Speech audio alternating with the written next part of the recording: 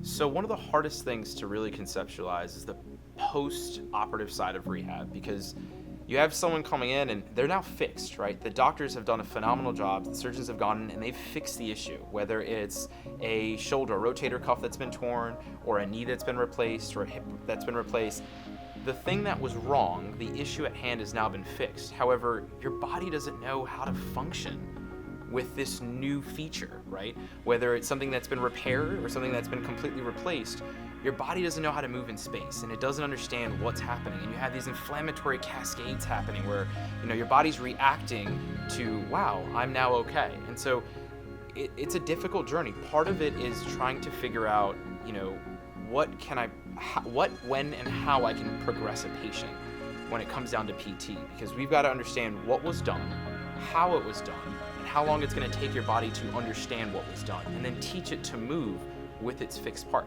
So if we take something like an ACL repair, at first that tissue is now repaired, but there's a protective phase, right? You've got to go through a little bit of process where we protect that knee from moving in ways that we don't want it to. We brace it, we hold it down, and then we got to develop that strength very, very slowly, and also develop the confidence in the patient. Because my opinion is that most of the time, and again, whether it's an ACL or a total knee, or just a twisted ankle, it's about developing the confidence in the patient that they know that they've got a team supporting them to get them to the next level. And so as someone who's personally been through it, in 2015 I had a tragic gymnastics accident where I had my kneecap in my thigh and had to be taken out from the gymnastics gym to a hospital that I previously worked at, where I had a couple surgeons there look at me and they had to take my knee and reattach it down to my kneecap, reattach it down to my knee, and then I had to get my ACL repaired, and I had 4 surgeries that summer.